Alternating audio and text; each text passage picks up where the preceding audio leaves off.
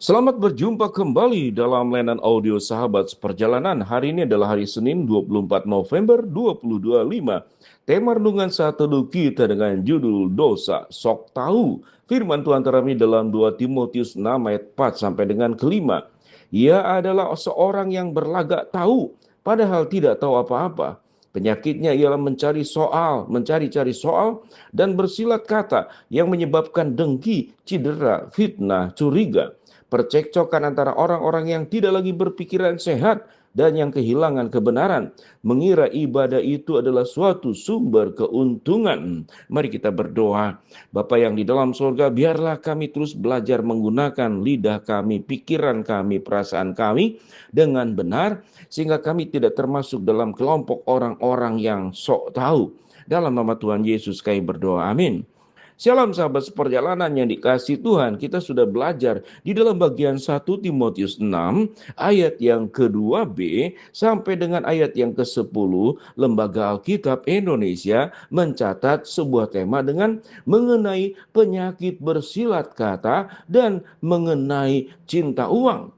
Kemudian kalau kita melihat di dalam ayat-ayat yang sebelumnya, pasal-pasal sebelumnya, kita sudah belajar tentang mengenai saudara-saudara seiman, jemaat Allah sebagai dasar dan penopang kebenaran, syarat-syarat sebagai pemimpin, bagaimana laki-laki dan perempuan dalam ibadah jemaat, mengenai janda dan segala sesuatunya. Di sini berbicara tentang urusannya dengan manusia. Lalu kita bertemu dengan satu bagian dalam 2 Timotius 6 ayat 4 sampai ke 5 tentang bersilat kata, lalu dikaitkan dengan mencari keuntungan di dalam ibadah. Mari kita baca kepada ayat-ayat yang selanjutnya. Memang ibadah itu kalau disertai rasa cukup memberi keuntungan besar. Sebab kita tidak membawa sesuatu apapun ke dunia dan kita pun tidak membawa apa-apa keluar. Asal ada makanan dan pakaian cukuplah. Tetapi mereka yang ingin kaya jatuh ke dalam berbagai pencobaan, ke dalam jerat dan ke dalam berbagai-bagai nafsu yang hampa, yang mencelakakan dan menenggelamkan manusia ke dalam keruntuhan dan kebinasaan. Karena akar segala kejahatan ialah cinta uang. Sebab itu memburu uang beberapa orang telah menyimpang dari iman dan menyiksa dirinya dengan berbagai-bagai duka. Kalau kita baca kembali sampai kepada ayat yang bagian penutup, di sana kita bertemu dengan berbagai macam nasihat daripada Paulus. Sampai titik ini ada kaitannya antara bersilat kata, rasa sok tahu, kemudian dengan mencari keuntungan dengan melalui ibadah.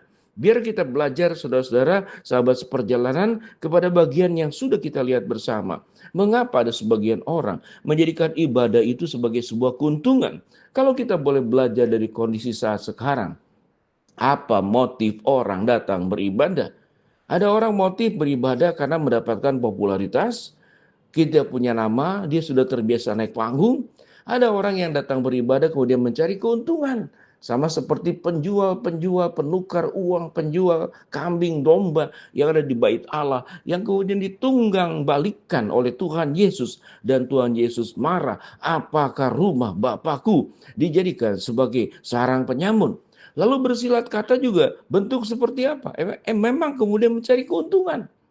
Ada terjadi jual beli di sana, ada terjadi mungkin keuntungannya tidak hanya uang, tapi popularitas, kemudian pengaruh. Jadi orang bersilat kata dengan berbagai macam motif, tetapi sesungguhnya bersilat kata bisa mengandung kebohongan. Orang tersebut membesar-besarkan sesuatu dalam rangka citra dirinya, validasi dirinya, keberadaan dirinya, itu dinaikkan. Semuanya berpusat tentang diri. Kalau bersilat kata, ini sifatnya negatif. Tapi berkata kebenaran itu positif. Tapi penyakit bersilat kata. Pada ayat 2b dikatakan, ajarkanlah dan nasihatkanlah semuanya ini. Jika seorang mengajarkan ajaran lain dan tidak menurut perkataan sehat, yaitu perkataan Tuhan kita Yesus Kristus, dan tidak menurut ajaran yang sesuai dengan ibadah kita, ia adalah seorang yang berlagak tahu, padahal tidak tahu apa-apa. Penyakitnya adalah mencari-cari soal dan bersilat kata yang menyebabkan dengki, cedera, fitnah, dan curiga. Pada bagian ayat 2 sampai dengan ke-4, kita bertemu dengan alasan, yaitu bersilat kata mengajarkan ajaran lain, di luar daripada ajaran Kristus. Kita bertemu banyak tatkala orang kita sampaikan kebenaran, bahkan anak-anak Tuhan yang sudah menjadi orang percaya sekian lama, dia sudah mempercayai firman Allah, tapi seringkali dia mencari-cari kebenaran, bahkan sengaja cari kesalahan Alkitab untuk dipertentangkan, dan senang sekali kemudian timbul dalam perdebatan. Dia membawa pikirannya sendiri, kebenarannya sendiri. Lalu apa akibat daripada orang yang bersilat kata? Menimbulkan curiga, dengki, cedera, fitnah, yang kemudian percekcokan. Orang itu sudah tidak lagi berpikiran sehat dan kehilangan kebenaran. Sahabat seperjalanan, orang bersilat kata dengan berbagai macam motif. Tetapi kita bersyukur kalau ada orang yang bisa berbicara dengan sangat lancar. Bukankah kita sangat khawatir kalau kita punya anak, punya cucu? 1 tahun usia tertentu yang seharusnya sudah bisa bicara, tapi terlambat bicara. Kita khawatir. Kita berdoa agar dia bisa cepat dan lancar berbicara. Tetapi kita pun khawatir karena ada orang yang punya kepandaian berbicara, tetapi dipakai untuk mencari keuntungan sendiri. Dipakai untuk menceritakan kebenaran dan pandangannya sendiri. Padahal dia anak Tuhan. Dia mempercayai, mencampur adukan antara kebenaran firman Allah yang sudah jelas-jelas dimengerti dan dipahami. Tetapi karena satu dan lain sebab, mungkin ingin beda sendiri atau mencari-cari persoalan, dia menambah-nambahkan atau mengurang-urangkan kebenaran firman Allah. Ada sebagian orang bersilat kata dalam rangka mencari keuntungan pribadi. Keuntungan pribadi tidak hanya uang, mungkin popularitas, mungkin pengaruh. Dia bersilat kata, tapi fokus dari bersilat kata pada ujung-ujungnya adalah kepentingan diri sendiri. Pada ujung-ujungnya orang yang bersilat kata adalah keuntungan diri sendiri, yang kemudian tidak memikirkan pihak lain. Oleh sebab itu Alkitab mengatakan orang yang suka bersilat kata menimbulkan percekcokan, menimbulkan percideraan, menimbulkan fitnah, menimbulkan curiga, menimbulkan pikiran yang tidak sehat dan kehilangan kebenaran.